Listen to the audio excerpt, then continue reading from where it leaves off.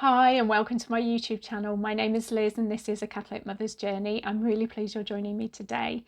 So today I felt like the Lord was speaking about when we are obedient to Him and we do what He's calling us to do, He will release blessings and favour because of our obedience. So when we're seeking His will and we do what we believe His will is, that will release blessings and favour. So far so good. That sounds good, doesn't it? But I really felt the Lord speaking about this in the context of suffering and those times in our lives when we're going through difficult things, when we're going through trials and suffering. And I felt the Lord speaking about how when we're obedient to His will during those times, then blessings and grace are released in a special way in our lives, even though it might not feel like it at the time. So I'm going to share some of my own testimony in this area, and I felt it was in my prayer time that I really felt the Lord speaking about this. So I hope this video is going to be a blessing to you. Now, we all go through trials, don't we, at one time or another? I feel like I say this a lot on my YouTube channel. We all go through trials, but they can be an opportunity to grow closer to God, to get a closer union with Him, to grow spiritually. But in order for that to happen, we need to be keeping our eyes on Him. We need to be seeking to follow Him. We need to be aspiring to follow Him at all times if we want in those trials to grow closer to Him, even if we do this imperfectly. None of us are perfect. So even if we're doing this imperfectly, we can still do our best to keep our eyes on Him. And then we will have spiritual growth. Then we will move forward with the Lord and grow in closer union with Him. Now, when we talk about what the Lord is calling us to do and what His will is for our life, we might like to think of this as being something exciting. You know, He's calling us out there on the streets to carry out an exciting ministry for Him. You know, maybe street evangelism, maybe healing people, driving out demons, bringing people to the Lord left, right and centre. You know, you may well be called to that.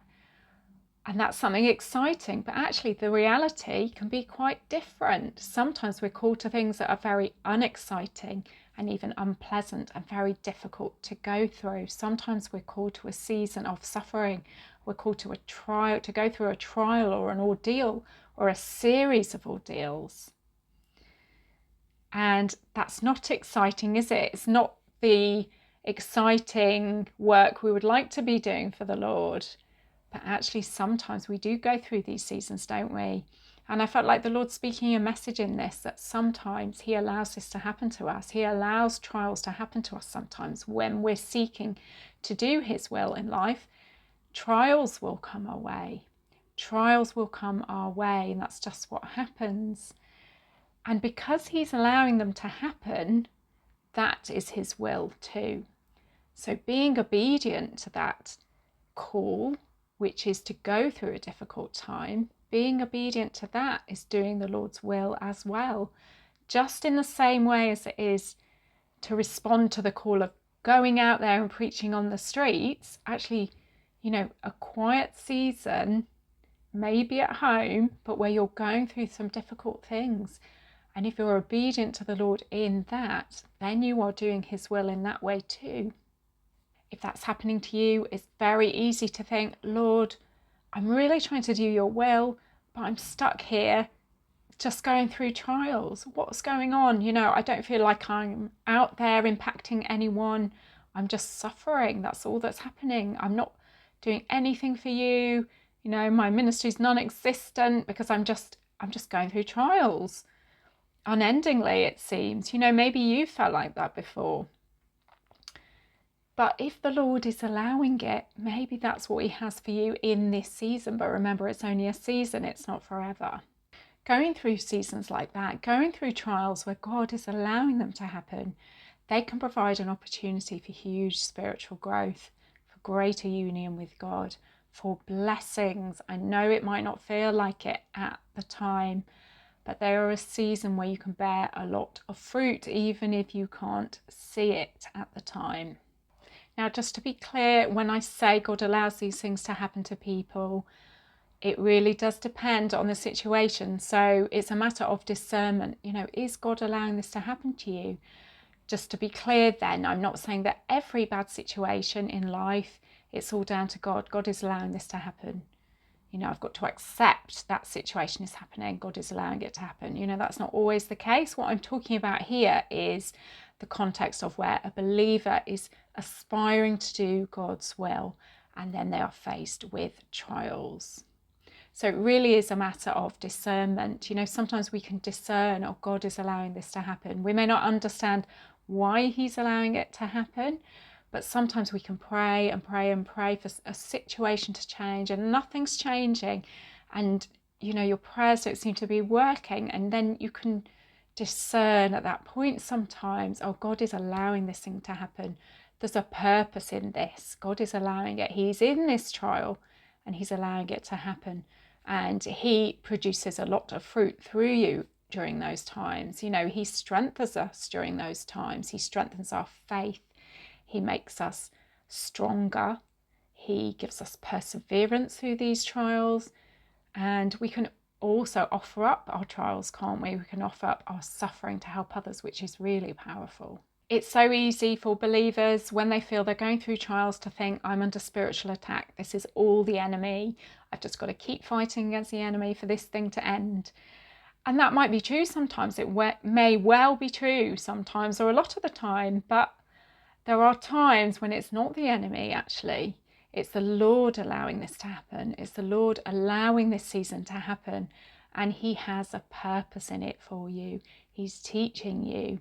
He's teaching me, he's taught me through trials. He's shaped me. He's trying to refine us through these experiences, and he uses them always for good. So as I say, it's a matter for careful discernment that this is happening to you in your current season.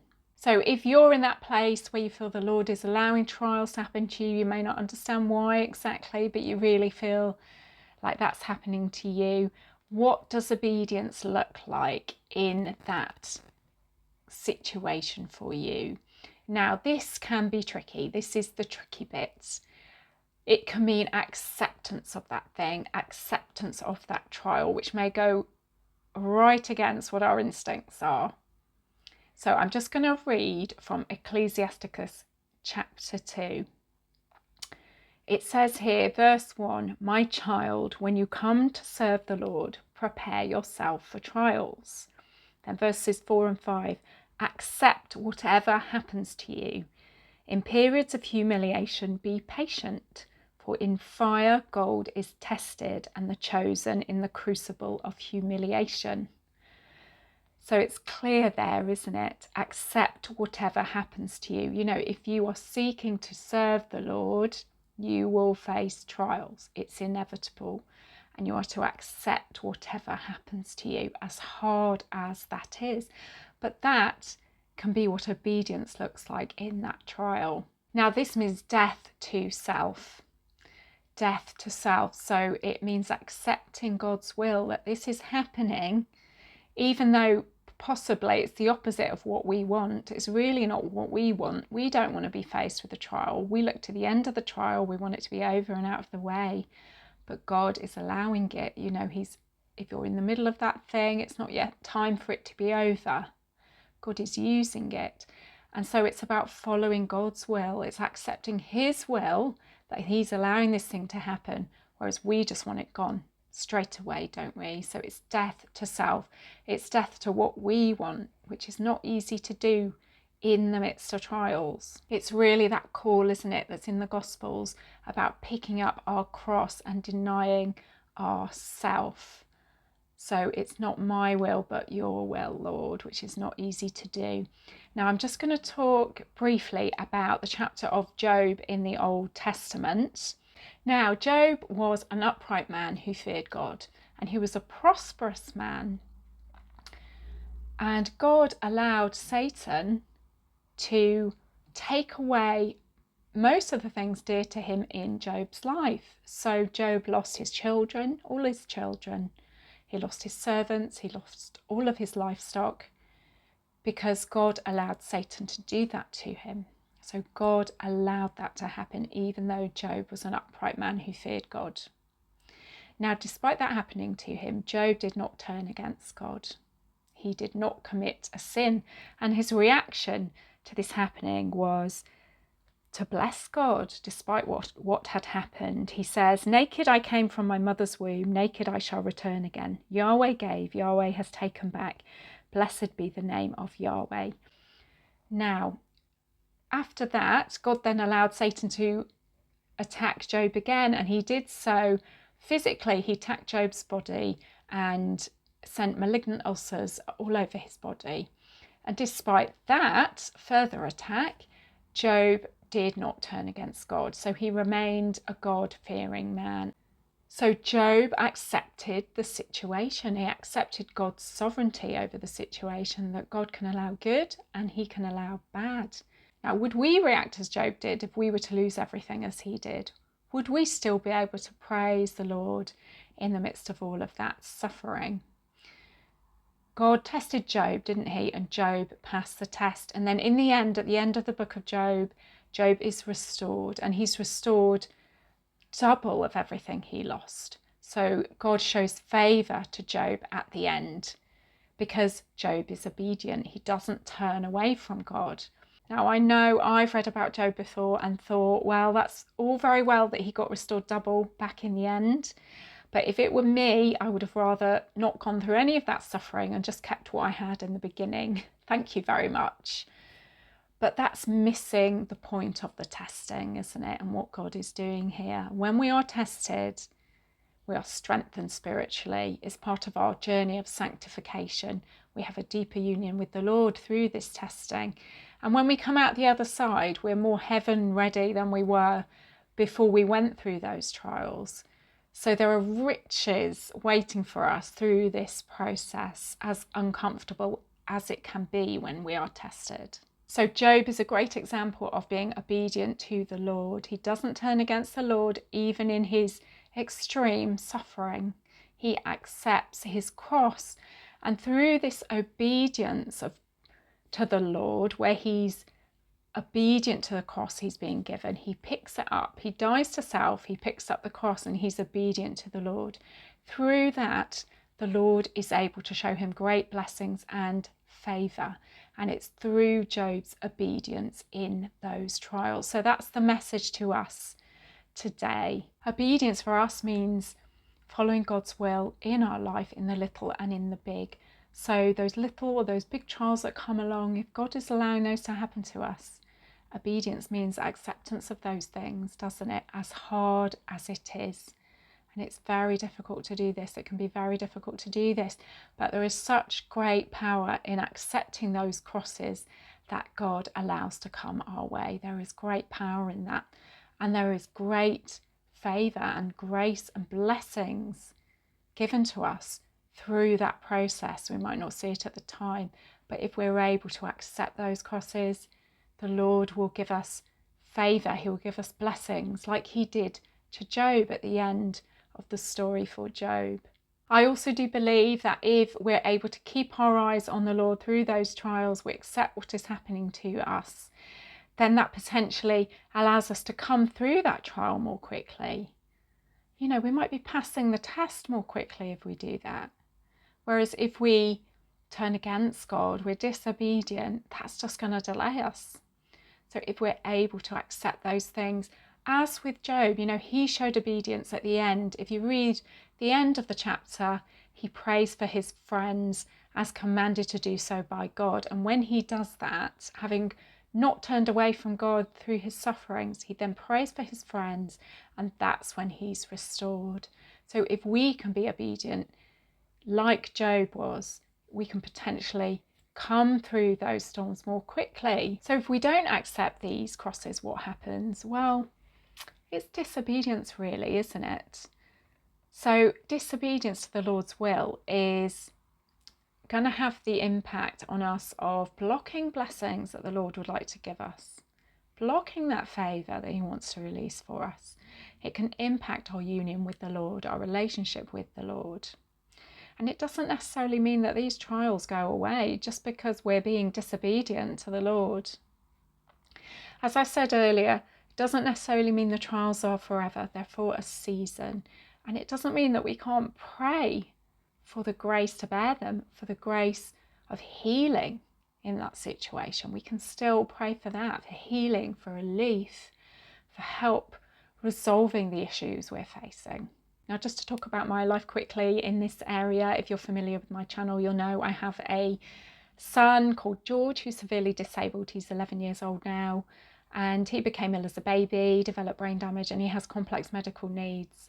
Now, it's been a very long journey of accepting what has happened to him. So it's taken a long time, because originally when this happened, I was pretty upset with God, and I used to think, God, why have you let this happen to my son? Why have you let this happen to my son? And it's been a long, quite uncomfortable journey of learning to accept what has happened to George without, being mad about it anymore. Being in a position where I've been able to feel peaceful about it all. It has taken some time, and it's hard, isn't it, to accept these things happening to us, to our children, or whatever's happened in your life if you're watching this. I really struggled when people used to say to me, oh, George is such a blessing. It's such a blessing that you've got this in your family. And I used to think, well, it's easy for you to say. I'm getting no sleep, and this has gone on for years. I'm up in the night, I'm anxious, worried about George. He's going through a lot of suffering. We're not sure what's going on with all these issues we're trying to deal with. How is that a blessing? I just couldn't see it for a really long time. And then in time, the Lord has taught me how much he has blessed me and my family through what has happened to George. We didn't understand it straight away, but it's really a big blessing, because it's really impacted our family spiritually. It's brought us closer to God. It really has. And many things have changed because of it. My spiritual life has been transformed. I had a big conversion after George became ill in my faith. And there have been many different blessings that have come as a result of it.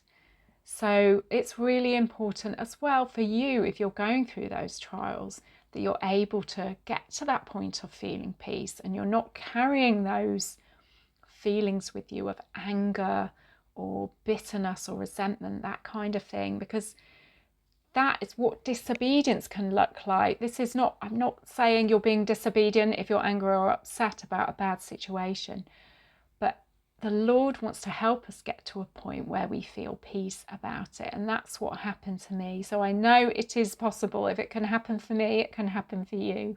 So how exactly do we get to that place of peace when we're going through something difficult that we're trying to accept, but we're really struggling with that? Well, for me, it was all about getting to the point of realization that I couldn't do it on my own anymore. I could only do it with God's grace. It's realizing that you can no longer do it by your own human strength, and you have to rely on him going forwards. That's what happened to me. I was like, I just can't do this without him, without relying on him. And when I started to realize that, that's when more peace came into my life. You might be watching and think, well, nothing huge has happened to me. It's just little things here and there, that I'm really struggling with. And even in little things, those are important as well. Sometimes it's hard to let little things go as well. For example, there might be little things from the past we might think we've forgotten about, but actually we haven't forgiven those things yet. Maybe we're still angry with people from things that happened in the past. Not huge things, but maybe little things. It's important as well to get to that point of acceptance and peace with little things as well as big. So praying for God's grace to help you in these situations is absolutely key. It has been for me. It's by your grace, Lord. By your grace, Lord, I can do this. I can accept this situation and move forward. And little by little, you can learn to keep your eyes on him and keep moving forward, despite what's happened, despite that big cross that the Lord, has allowed to happen in your life. Another thing that's helpful is to reflect on, what do you find most tricky about your current situation, the current trial you're going through? Is it that you are waiting for something to happen? Are you feeling impatient? Are you praying for the Lord to answer your prayer and nothing's happening? You know, do you need more of the virtue of patience in your life? You know, you can pray for that. You can pray for that grace. Or are you feeling very upset, emotional? You know, do you need to pray for the grace of more self-control, temperance, and so on in your life? You know, that's been really helpful to me. And this is all part of the process of our sanctification, isn't it? We're not perfect, but we are being refined little by little through this process that the Lord is allowing us to go through, as uncomfortable as it can be sometimes. So I really hope this video has been a blessing to you today. Please do take a moment to like and share the video with anyone who comes to mind when you're watching who you think might like to see it. Thank you so much for watching today. I pray that you have a really blessed day, and I look forward to seeing you on the next one. So until then, God bless. Bye.